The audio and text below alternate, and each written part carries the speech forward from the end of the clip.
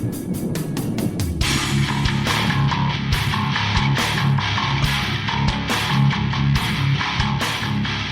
to Bitstorm, a comedy game design podcast by two guys who know nothing about comedy nor game design. I'm a rather sick Trevor Scott, and with me as always is Ben Slinger. And I am a rather tired and slightly depressed Ben Slinger. So let's do an episode of Bitstorm.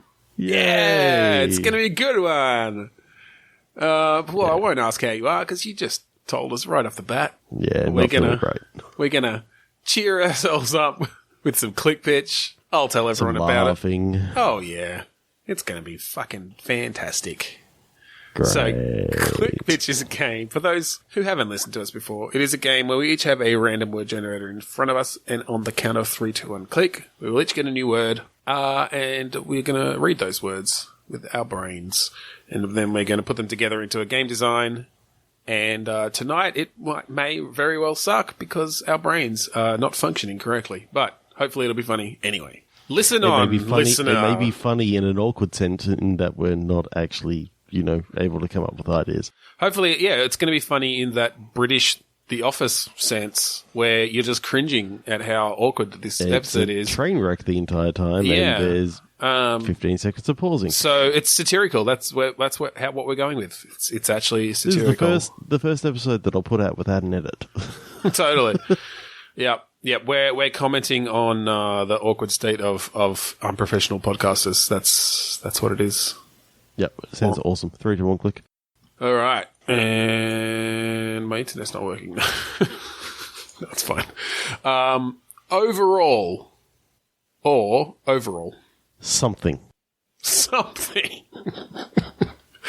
That's very broad. Yeah, just a touch.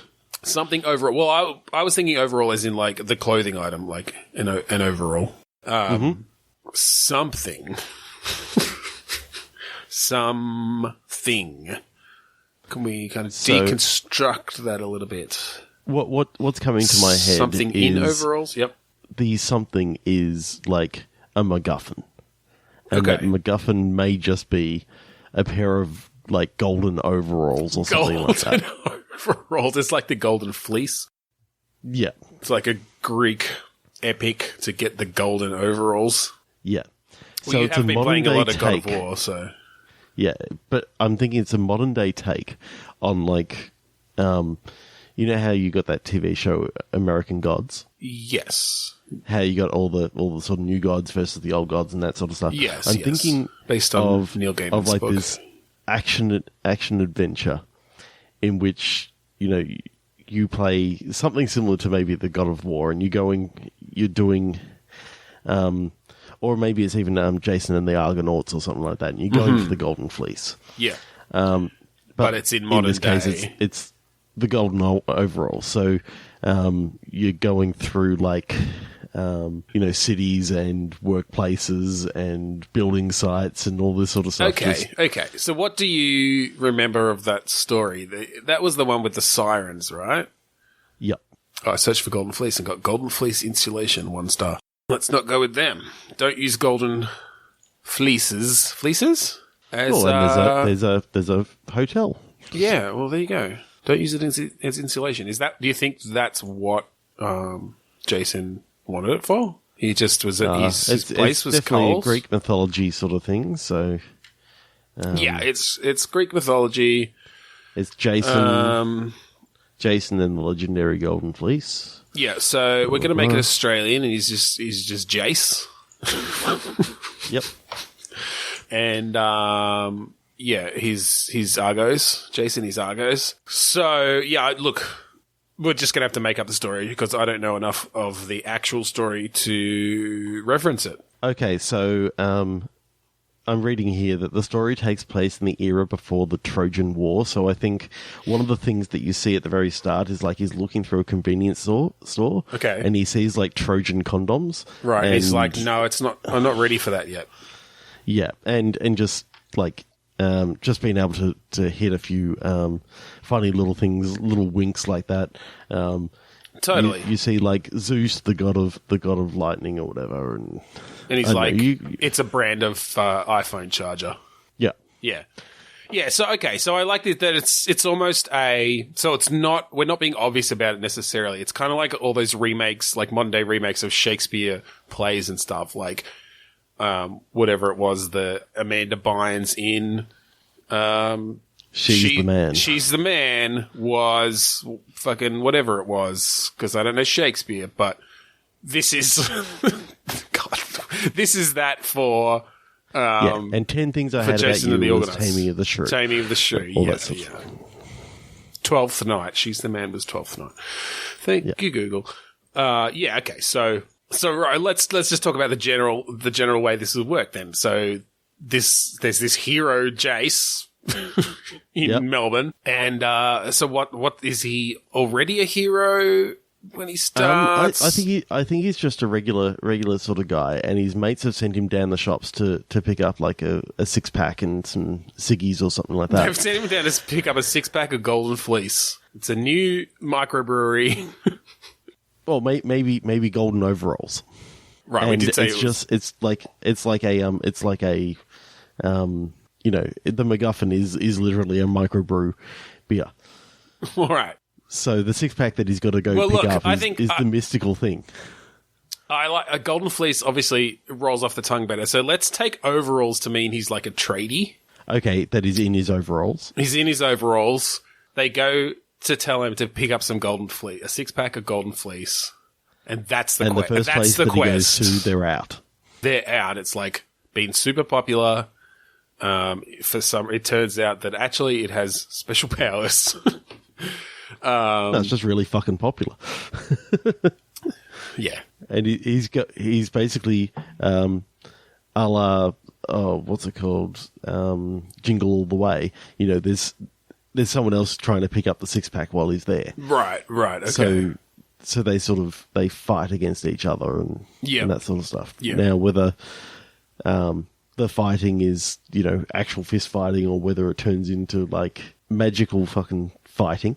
Well, do you think when he gets into combat, maybe he's got a really vivid imagination, and so it turns into like Greek mythology era kind of fighting with spears and stuff, and medieval weapons. And then it sort of cuts back, and he's just on the floor with like a busted tooth, and the cops are coming. So, look, I don't think we're good enough with our Greek mythology to really follow the story that well. But yeah, I'd like this idea that you just kind of come across in that sort of Greek style. You've sort of, it's like now there's this, sort of encounter, and it sort of revolves around you encountering and like introducing and encountering a new, sort of challenge, on this journey. Yep. Yeah. So I don't know who, as you go through the streets of Melbourne, I guess, would you be running into on your quest for the 6-pack of Golden Fleece? So I reckon there's like this big tall guy with one eye that is supposed to be like the Cyclops. Yep. Or it's just a big guy with a monocle. Right. Yeah. Okay. I don't think it was Jason who fought the Cyclops, but that's fine because, like I said, we don't actually know about Greek mythology. I thought it was. I thought I was actually doing good then. Oh, I don't know. We're going to go way too far off track. I think it was Odysseus. Or who was the one in the... Oh, no, I was thinking of the Minotaur in the maze. No. Oh, well. We can still have a Cyclops. It's all that... Pull from all the God of War stuff and just bring it into modern day. Yep. Cyclops, ogres... Like a giant snake, except it's actually, I don't know, a bus?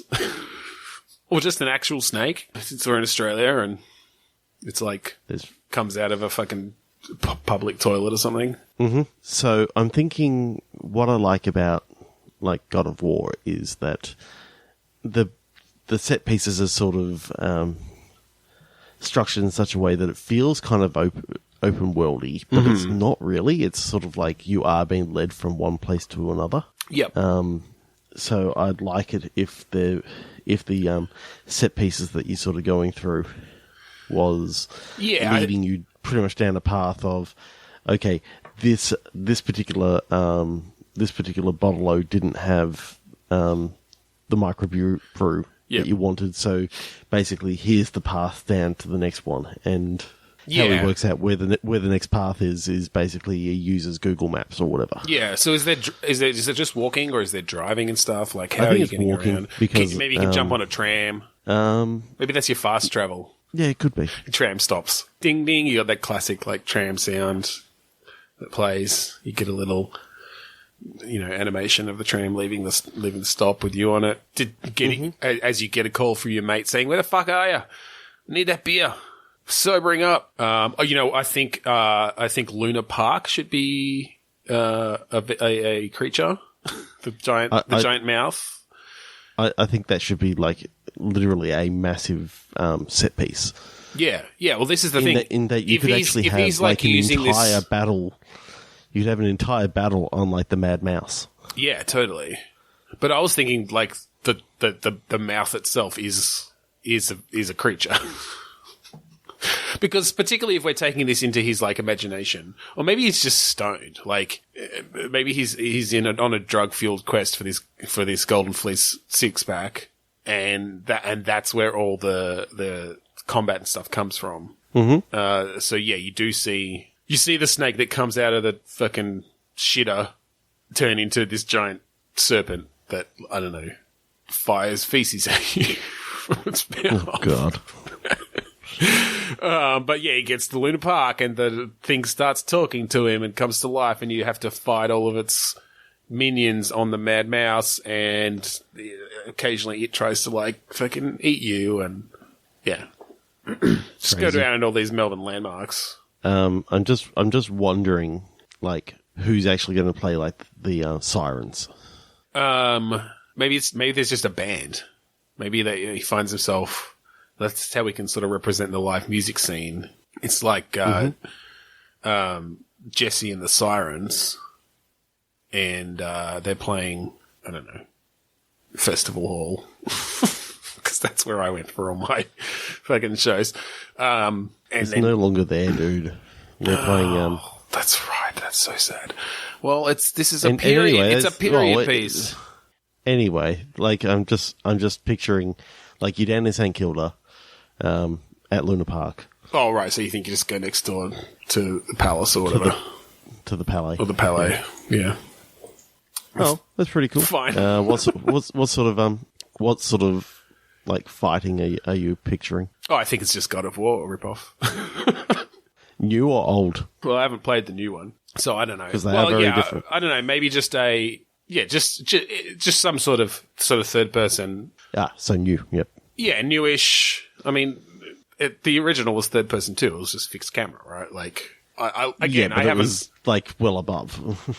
Well, it depended. It was depended on where they placed it, but I guess sort of like the new one, or like a bit of the Batman Arkham games, or Shadow of Mordor, Shadow of War, like that sort of fighting multiple people at once, parrying. You got a few different moves, you got a few different tricks up your sleeve you can fire off. I like that. Yeah, I like that a lot.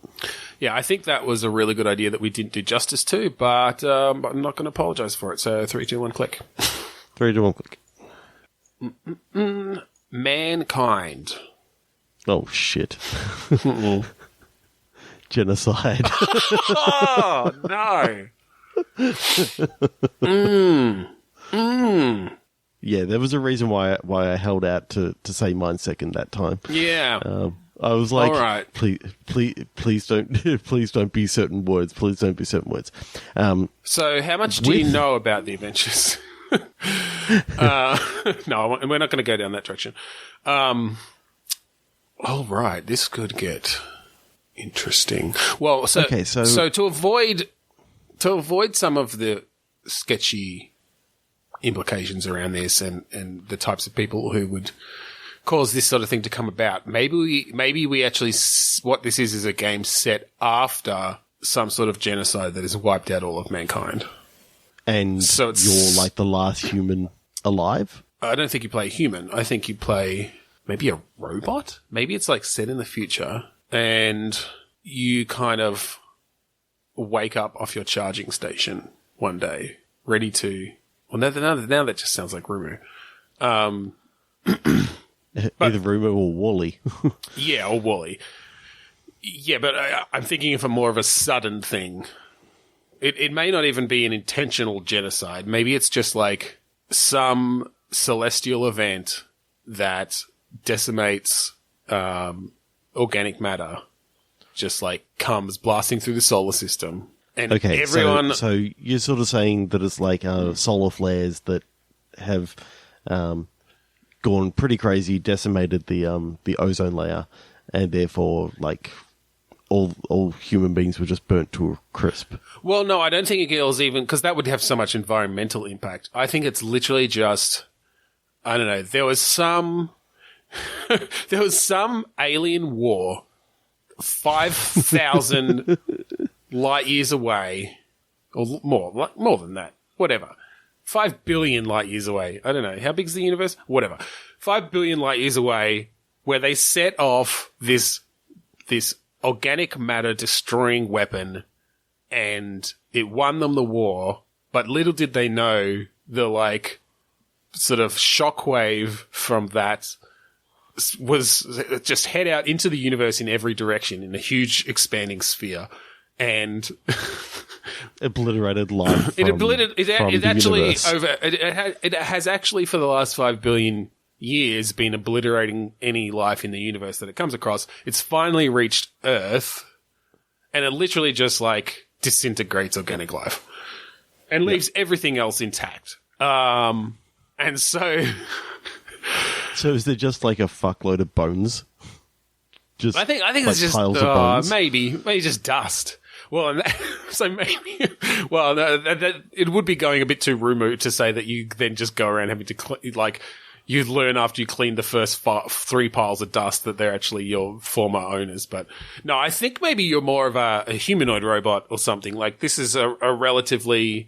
Like, robots have got to the, a relatively advanced place where they're sort of not fully sentient, but they're on the brink, maybe. Mm-hmm. And so you're some kind of humanoid or semi-humanoid robot, and you come out into this world where all the humans are just suddenly gone.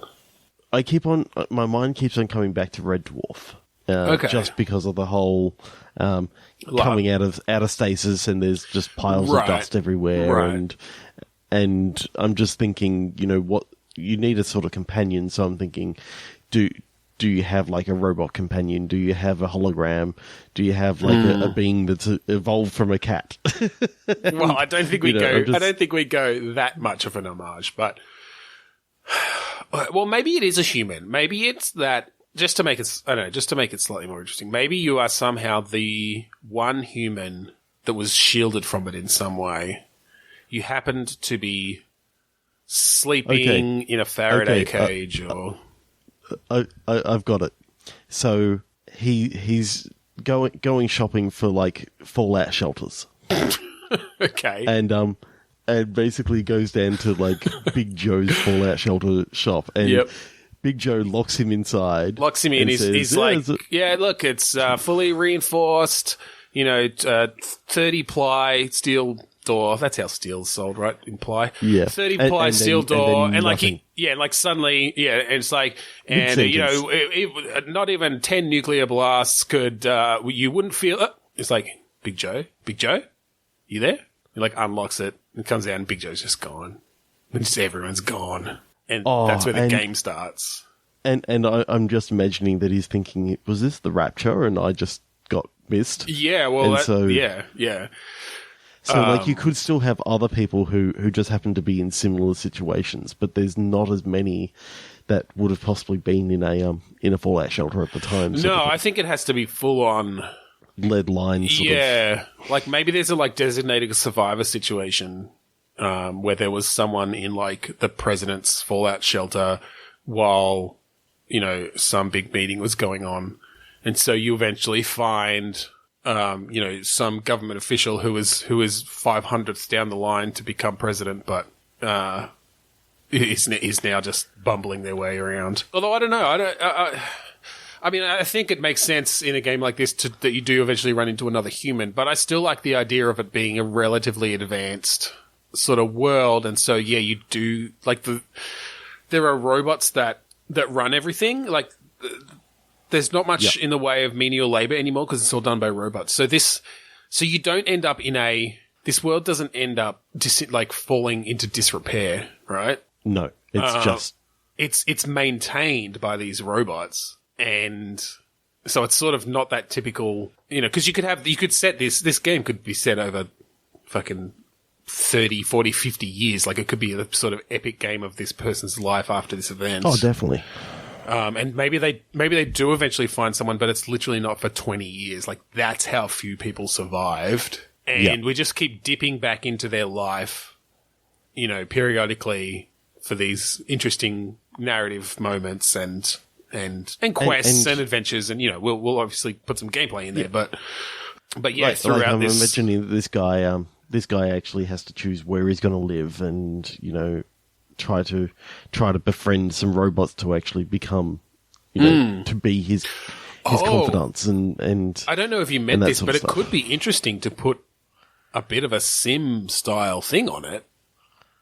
And look, it might not have huge narrative effects, and I think the narrative is still the main driver, but as a bit of a gameplay thing, you now have all these houses and you get to just choose one and you take furniture from any of these houses and put it in your house, and maybe you actually get to do a bit of sort of Sims style, set up your house the way you want it, and I don't know, maybe it does have an effect based on, I don't know how well you stock it up on goods and stuff. I don't know. But it could be interesting that you just get to deck out your living space, and then you could even have a sort of a procedurally generated thing of when you cut back and it comes back and it's 10 years later, there are sort of pictures on the wall of you and your robot buddy, and I don't know, it's not as neat and tidy as it was because he's sort of got a bit slovenly, even though the robots are sort of cleaning up after him. And so I'm thinking this is like the first third of the game. Is you finding a place to live, sort of dealing with the fact that it's happened. You just sort of talk between you and your. I'm thinking like a slightly more advanced Siri, like intelligence. So they can kind of do natural speech to some degree, but they're not actually thinking. But he just talks to them, and that's how a lot of the narrative happens: is him talking to this thing that kind of knows how to answer back, but isn't actually conscious. Yeah, a bit of a Wilson situation, like we kind of had in the game the other week. But so I'm thinking there's got to be like some sort of antagonist that actually comes into play. Well, I think the genocide is the antagonist. No, I know what you mean.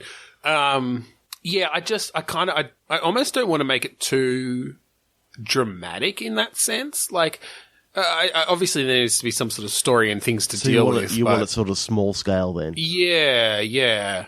I want it just about this experience, and how this person deals with it, more than how he deals with the loneliness and the. Yeah. And look, I mean, this is ground that's been tread by a lot of Last Man on Earth sort of stories, although usually they do run into other people, which I think is the fact that you kind of have things to talk about. But yeah, I don't know.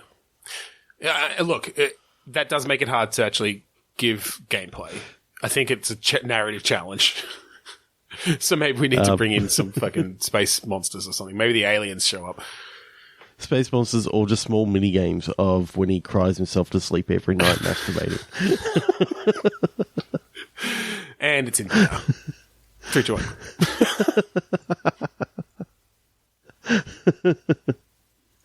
1. Yeah, no, I don't know. Again, I think it's an idea with a lot of potential. That it could go in a lot of different ways, but just as an aside, I stole a large part of those ideas from the novel, the young adult novel I was attempting to write about a decade ago that never got off the ground. So there you go. There you go. 3, 2, 1, click. Deduction. Glossy. Ooh. Glossy deduction. Glossy deduction. So, this may be slightly difficult ground for us. We'll have to be careful because we certainly don't want to offend anyone, or everyone for that matter.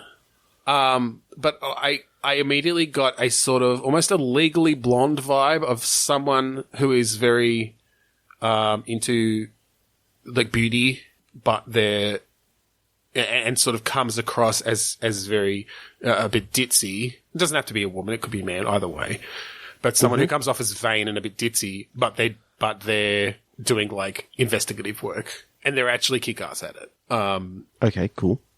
So maybe it's kind of an amateur detective sort of game where they work in like a beauty parlor, like a nail salon or a hair salon or something. And, well, I think a hair salon works well because I like the idea that you're like doing someone's hair and they're telling you about this problem that they're having and then you go off and solve it for them. Okay. Yeah, I like that. And yeah, it's very much this people completely misjudge you based on your appearance because you come across as ditzy and unintelligent, or they associate someone who focuses on their beauty as being unintelligent. Yeah. Okay. So should we do characters? Should we do sort of what the gameplay is? I think gameplay. Gameplay to me seems to be the hard part about this. So I'd like to get your idea on what you're seeing here. Yeah, look, I mean, and we often go to these sort of deductive investigative routes, and they're actually quite difficult to do as gameplay in anything other than sort of point and click adventure-ish style. Mm-hmm. I think, or a LA Noire sort of style, which is a bit more just leads you down the path.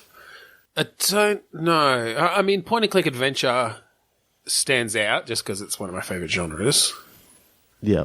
I mean, it doesn't have to be CSI style adventure, right? Where it's almost a bit of mind. Is that almost a bit of sort of hidden object-ish game? Like, how do the puzzles work in that?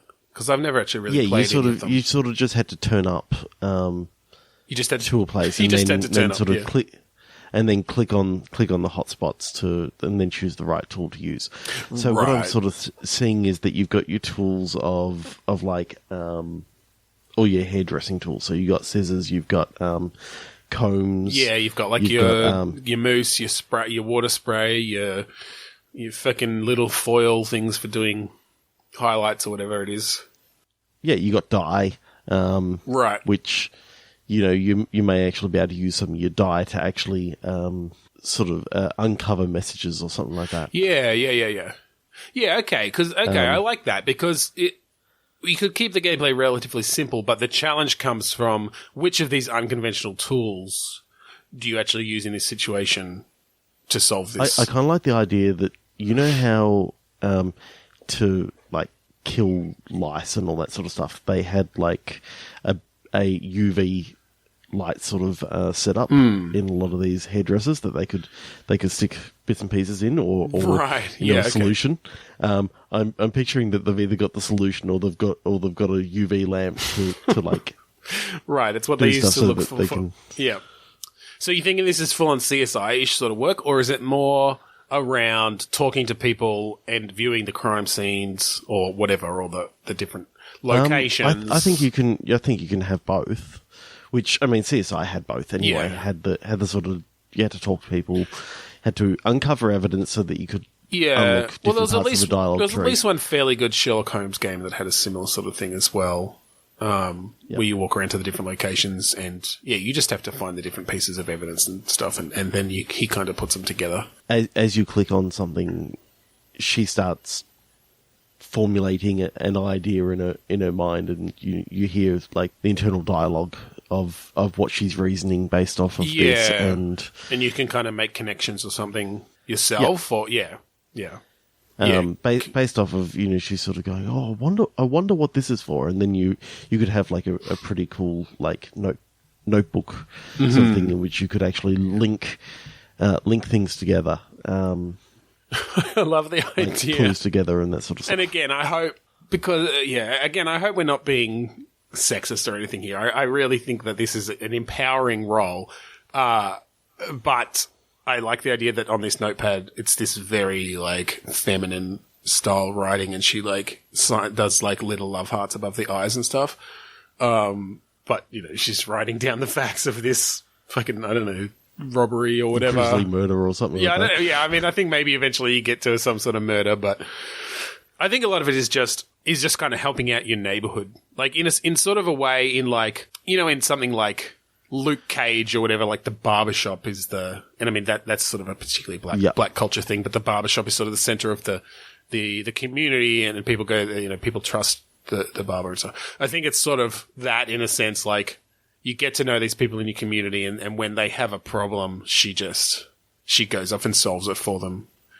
In her, just very, very feminine, but very competent way. Yeah, I'm picturing that, like, you can start delving into some backstory as to why she became a hairdresser, and it was literally that she loved talking to people and hearing about their stories. Yeah, that's it, and like giving advice and kind of, it was all about the people for sure. Yeah. Just because she's a fantastic criminologist, you know, it just wasn't her calling, sort of thing. Like, she always loved. But do you think she's actually had any training, or it's just she's sort of got this instinctual? She's picked it up over years of helping people, and she's got these real heavily honed.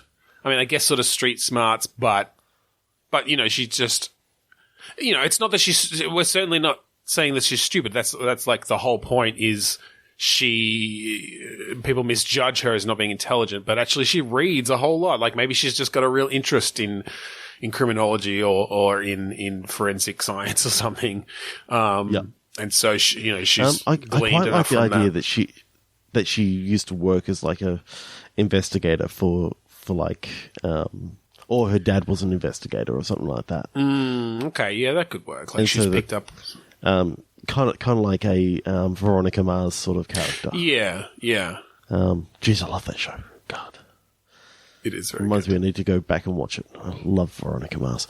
And just the idea that she grew up with it, but her mum was a hairdresser and her dad was a was a forensic private investigator or something like that. Yeah. And so she sort of realised that she loves doing what her mum loved doing, but she also didn't mind doing some of the investigation stuff on the side. So yeah, and this is how she kind of puts that together. And yeah, I really like that. I really like that idea of people coming in, and it's a bit different because they don't even specifically know they're coming in. Like, they're not coming in. They're not coming to her to solve their problems. They're coming to her for a fucking haircut or styling. Yeah. But yeah, because of how likable she is, and she hears their problems, and she's like, I can solve that.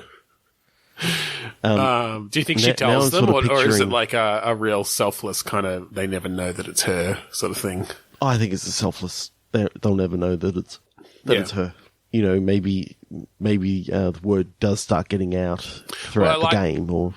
Yeah, I like the idea that they come back in the next time and tell you about how it was resolved, and sort of you get a little bit of a like some closure on it about what happened after you solved it, and she just sort of gets this quiet little smile to herself. Yep, and says like, "Oh, that's great. I'm really glad that happened for you."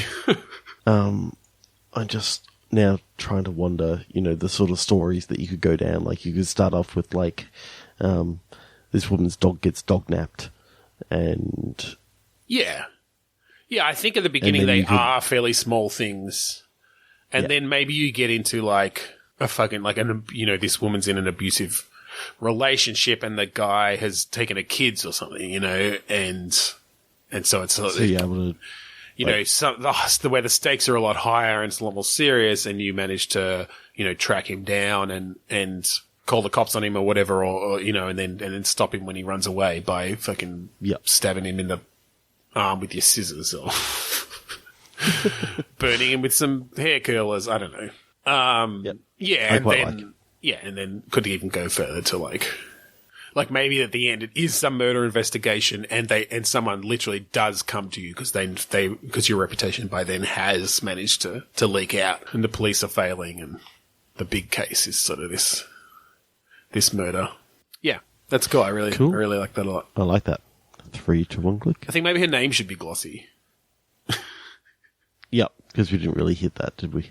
Well, I mean, it was just the general tone of that sort of profession and her look, but yeah, Glossy. Ooh, 3 to 1 click. All right. Cheese. Invasion. So you live on the distant planet of Lactose Intolerant. Lactosia. Lactosia Intolerantia. And the evil Cheesians are invading. I don't know. Actually, what I was thinking is, you said invasion, and I think when I think of cheese, I quite often think of like a soft cheese. Okay. That has like a brie bacteria on the outside, you know, the mold on the outside. Yep. And I'm saying to think that maybe it's a game where the mold is actually like a parasite that body snatchers sort of like. You got all these people who have been eating copious amounts of cheese, and they actually get taken over by this parasitic. Okay, so that's how. And your character is lactose intolerant, so therefore they never eat cheese. Right. Therefore, they're not susceptible to this particular mold. So is this is a game where all these lactose intolerant people end up having to team up against all these body snatched cheese eaters? Yeah, I think so. And then is it just sort of like a zombie shooter? Yeah, I'm thinking that it's whether it's a shooter or not. I kind of do like that idea that it could even be, you know, a Dead Rising style. Dead Rising, game. Or even like a twin stick shooter. Although one of those ones where you're actually sort of moving through environments and stuff, but it's more of that top down. Yep. And so it is mainly about the combat and stuff, but it's just got this obviously funny story. And I like the idea that, and you could get some gameplay out of this, that when you kill them, they just explode in like a big gush of cheese. And maybe there are different types of enemies based on different cheese melted nacho types. cheese. You got the melted nacho cheese sort of people. You've got the bechamel sauce sort of people. Yeah. So maybe it actually does depend on the type the type of cheese that they were infected by is the type of enemy they are. So if they were eating nachos, then they've turned into this big bloated thing that when you blow them up, just hot nacho cheese goes everywhere, and it's actually an area of effect, so you can like take out other enemies with it. You know, your standard ones are just kind of a cheddar, and I know that I'm thinking that's just the general bacteria that made the cheese rather than specifically the mold. Although maybe the moldy ones are more like potent. Oh, especially the blue cheese. Well, that's it. The blue cheese is like your super. I don't know. It's got like blades and shit because it's sharp, right? And they've got blue veins running down their face. And the first time you ever see one of these ones, it's like, oh shit, it's a blue vein. Yeah, it's a blue vein. And it's really, really, really hard to tell the difference between Camembert and Brie. Like, yeah, they're twins. Like, well, they come in pairs. They're very, but or maybe it's a boss. Maybe one you boss. don't want to be near. One you don't want to be near because like it oozes absolutely everywhere, and that's Camembert. Mm-hmm. Yeah. But Brie, you know, sort of stay, and if you get it on you, you know, it sort of can, I don't know, do some sort of acid damage or something like that. Yeah, like a status effect. But Brie, you know, sort of holds together. But the thing is, because it's such a subtle difference, you know, you don't know whether you can get close to this one after they get killed or not. Right. I like the idea that Brie and Camembert are some like mini bosses, and they are twins. It's like Brie is the woman and Camembert is the man, but they're very androgynous, so you can't tell the difference that well. They look very similar. They're wearing the same clothes, and so it's very subtle differences between them. And and it is that like if you get too close to Camembert, you get sprayed with with the cheese ooze, and yeah, you've got a status effect or like a damage over time. But Brie has like projectiles because that stays together better. So if you're too far away from Brie, you do actually have to get up close to Brie to do damage, because maybe they've got that like harder shield. You have powered up versions of them later on in the game, like double cream Brie and triple cream Brie and all these sort of things. So you can have like the different. Yeah. And so you like the sort of the minions that you fight are maybe just like cheese curds, and just your standard kind of cheddar. I mean, yeah. You saying that means that this has to be set in Canada. So you've got like the poutine. So you've got the poutine. The majority of people have not only had nachos, but some of them have had poutine and all that sort of stuff. Right. And so what's their attack? Just like a stream of gravy, or? It could be. Or it could just be potatoes, like... Right, like to get just being thrown at you. Yeah. I like this a lot. I like this a lot as well. So do you, what's the sort of story like, are you trying to find the source of how do you win? Like, what's the sort of win state? Well, I have a feeling that the vegans are also another group that don't eat cheese, so therefore, they're a rival group, and that, basically the lactose intolerance and the vegans are both not affected, but they've got different ways of dealing with it. I like the idea that the vegans want a non-violent right. sort of solution, whereas the lactose intolerant people are just like, we don't care, we're intolerant. We're just going to kill them all. Right, they're intolerant. Right, of course they're lactose intolerant. Yeah, I like that a lot. So I think the thing is, these parasites, they actually need a steady stream of cheese to keep to keep control. So if you're able to cut off the cheese supply, right, then the parasite dies out. So maybe that's where the vegans though have an advantage, because they don't actually get hurt specifically from ingesting cheese, whereas the lactose intolerant will be weakened by it, and diarrhea and stuff. So I think this is maybe 20 or 30 months or so into the future, in that like they've been dealing with it for a while. Happening. They decide that the best way to actually combat this is you have a lactose intolerant and a vegan that actually team up together to do some covert missions and that sort of stuff. So okay, maybe the vegans have been learning about them all, because they are trying to create some sort of peaceful solution or find a cure. Yep. So they're the sort of brains, and then the lactose intolerants, they have just been finding the best ways to kill them. And so they're the brawn. And so maybe you're starting a new organization, and these are the two leaders of the organization. They've finally joined forces to be most effective. I really like the idea that all the money that the lactose intolerant people have been spending has gone into weapons development and all this sort of stuff. So absolutely. These amazing cannons that can just literally blow holes in these people and be extremely cheesy goriness. And totally, just cheese blood everywhere. Turn them into fucking Swiss cheese.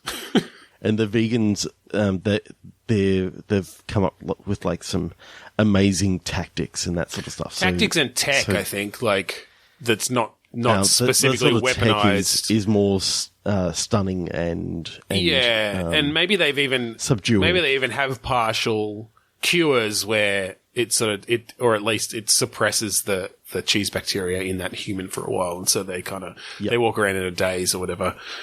So I'm thinking, it's these two sort of up against everyone. Yeah. Effectively. Well, and they're trying to save the world. When they get sent right? out on this mission. Yeah. So I think in each city you need to sort of work out how to get to the cheese factory. Okay, yeah. So there's almost a bit of an XCOM vibe here now. Not in the turn-based way, but just in that sort of, you've got almost that overworld map and Yep. you're sort of trying to push the war front forward.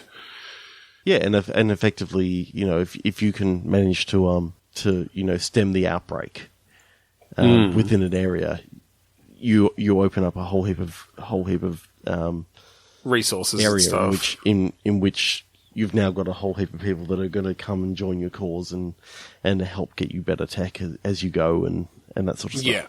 Yeah. I like the idea that you can actually have the occasional person who can't resist another bit of cheese. Right. So they start an outbreak again. Yeah. So yeah. you get even the within your own occasional- organisation, you have to watch out for. Yeah. Because they're not Cheese lactose zombies. intolerant or vegan.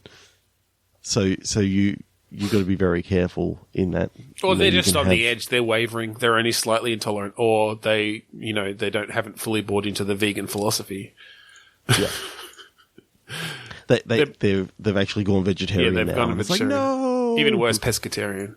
Just so what is So, this yeah, organisation called? The fondue because they like melt the cheese down and.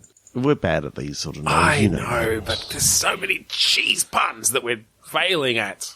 I feel like I know. But as far as one of the all bosses, the games one of that the we've come up bosses with is today, that infamous Monterey Jack. He's Oh, yeah. been everyone's been under his thumb in Britain or I don't know where the fuck is it now. I need to look at where it's from. It's in America. of course, when you go through America, you've also got like American cheese. Yeah, or well, government cheese, as it's yeah, well, that's your sort of minion. Even the minion ones change. So yeah, in Canada, it's the cheese curds. In America, they're wrapped in plastic, and in Australia, it's like it's tasty cheese. yeah, it's tasty cheese. Do you know they don't call it that anywhere else in the world? What? Tasty cheese.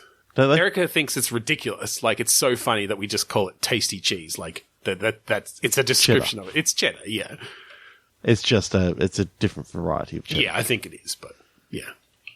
I'm just trying to think. We don't really have like a cheese that is just like ours. Like if you went over to in the Italians, you've got like your mozzarella, you've got your Parmesan cheese. Yeah, you've got your all little these different cheeses. What's the little brined one that goes on pizzas sometimes? But Bocconcini. bocconcini. That's what I was thinking of. It's still mozzarella. Oh, is it? Yeah, Is it just that it's been in brine. brined? Right. Yeah, there you go. Yeah, I love it. There's so much you can do with that. I love it.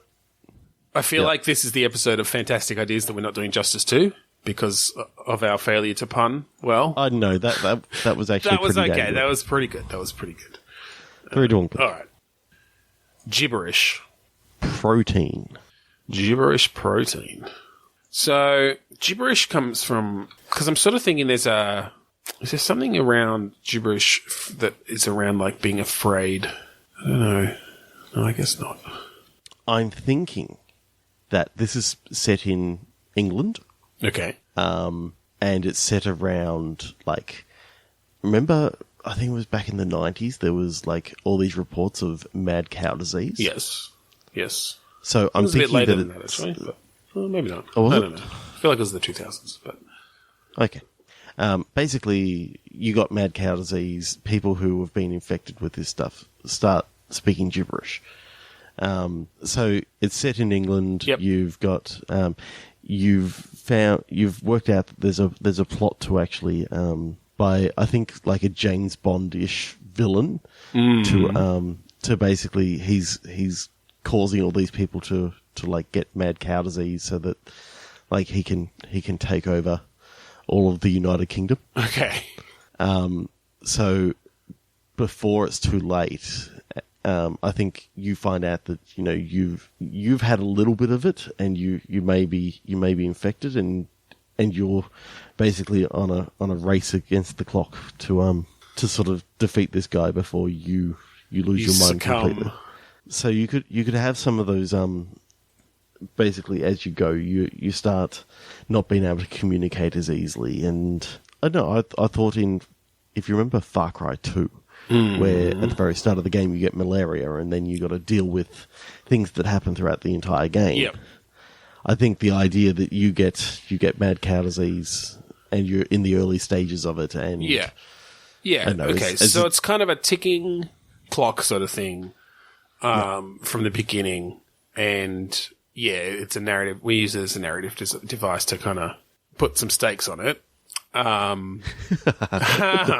didn't even mean that. Pun unintended. Yep. Our best puns tonight aren't even on purpose. Yeah. So what sort of gameplay are you thinking? How do you go about this? So I'm just thinking whether your character's actually like an MI6 sort of agent. Okay. In that, there's a reason why you're the one who's going out and trying to actually do this. So maybe you're a James Bondish sort of character. And you've actually got the Queen's approval to basically go and attack this guy and take him down and come up with the cure. Okay. So you're thinking sort of stealth missions and stuff, stealth and Stealth, then like gun combat.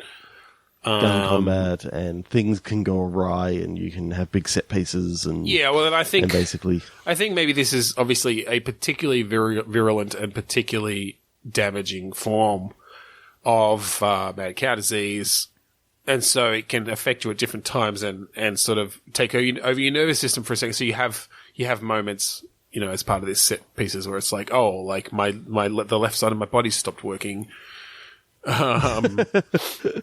So you can only move so fast, and you're dragging your left foot, and you're having to do like a lot of hold your ground kind of gun combat and stuff. And yeah.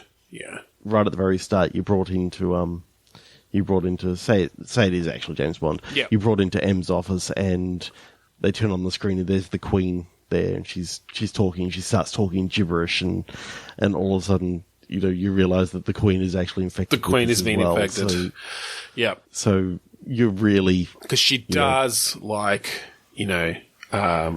tartare. There you go. I was going to say a good burger now and then, but yeah, probably more likely steak tartare. Yeah. And the fact that she's eating it raw basically means that it's affected her a lot faster. Totally. So what I really like is the fact that the very first intro cinematic, your character's sitting down and has just finished like a fantastic steak. Finished like a fantastic, like really expensive steak. Yep. You get given the bill and it's got written on there, $1,500 for a steak or whatever. And you charge it to the Queen. And then, on your spy watch, you've got to go out. You can have like a quick walk down an alley that, leads to like this secret room that you got to. So you're thinking like I'm kind of getting this again, very high graphical quality, Uncharted-esque kind of great lighting, third person action. Yeah. Okay. Well, whether you do that or whether you go the complete opposite way and go like, what's it called? No One Lives Forever. So that sort of cartoony. Go the real kind of 70s spy kind of cliches. Yeah. Yeah, you could do that. Colourful characters and over the top, villain and all this sort of stuff. Yeah, that kind of, I guess that makes sense for the plot. It's a little bit ridiculous. I think sometimes when you think about it, the later James Bonds where they added Daniel Craig went a little bit too serious. Oh, yeah. Whereas I think the Roger Moore ones were definitely a lot... you want lots of gadgets. You want it to be a bit silly. Like, even a bit satirical. Like go a bit... get smart and a bit... Yeah, like fucking Austin Powers. Not quite that nuts, but yeah, really play into those cliches. Try to subvert a few of them just to sort of make it really funny and colourful. Yeah, I like that. Fuck, No One Lives Forever was an awesome game. They need to do another one of those. Yeah, I've got No One Lives Forever 2 sitting right in front of me, which is why I think that would sell really well in this climate. Whatever happened to really Monolith? Here's a quick story. There was a group that actually wanted to remake No One Lives Forever. They're the ones that remade. Oh, what did they remake recently? Oh, they're the ones that were going back and remaking System Shock. Like the first one or whatever it was. Oh, I didn't realize. Oh, of course. Monolith. Sorry. And so what actually happened is they talked to Warner Brothers and they talked to Fox and they talked to Monolith. Yep. And the game was owned sort of by all three, and no one actually knows who actually owns the whole game. Right. So they all refused to actually work with this developer to actually bring it back. And so it's just in limbo because all of them have sort of said, yeah, we don't know if we own it, and we're not willing to spend the money to go find out if we own it, so we're not going to give you permission. Fucking great. And that was all three of them. Great. So you literally cannot buy these games. Yep. You cannot buy No One Lives Forever 1 or 2. I just happen to still have an old copy of No One Lives Forever 2, mainly because someone did a full VR port of it. What? Seriously? Of No One Lives Forever 2. Oh my god, that's awesome. And it's pretty fucking awesome. It really is. That's great. You end up having to play with the controller because there's no way that they could actually get the hand controllers working because there's just too many. No, of course. Too many gadgets and stuff that you need to use throughout. God, that'd be fun though. That'd be good. Oh, it's pretty awesome. A new one in VR as well. That'd be awesome. Oh yeah. Anyway, I also didn't realize, of course, Monolith have made the Middle-earth, Shadow of Mordor, and Shadow of War games. That's their most recent stuff. Yeah, but yeah. So we've had enough of them now, Monolith. Bring us a new No One Lives Forever. Spend the goddamn money, get the rights, or just do a spiritual spin-off. I don't care. Yeah, you don't have to put harm back into it or anything like that. Yeah, you can come up with new puns.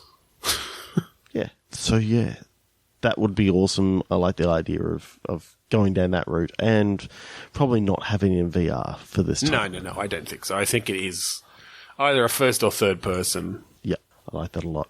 Cool. All right. Well, on that 70s colourful spy note, secret note, I think we'll end the episode. Thank you for joining us this week on Bitstorm. If you want to find us online, we're on Twitter, Facebook, and Instagram. We have Bitstormcast on all of those. We have a Facebook group, facebook.com/group/Bitstorm. We're on YouTube, just search for Bitstorm there. And we're also on Podchaser at podchaser.com/Bitstorm. We're also on iTunes, where you can rate, review, and subscribe. We've got a website, bitstormcast.com. We'd like you to check out all our friends at the AGPN, the Australasian Gaming Podcast Network. Just search for #AGPN on Twitter, or look at the Australasian Gaming Podcast Network on Facebook. Finally, we'd like to thank Kuridas for the song Mount Defiance off of the album Containment Failure. That's right. So thank you again for joining us this week. I'm Ben Slinger. I'm Trevor Scott. A cheese-based shooter, that's gonna be good. Yeah, that'll do.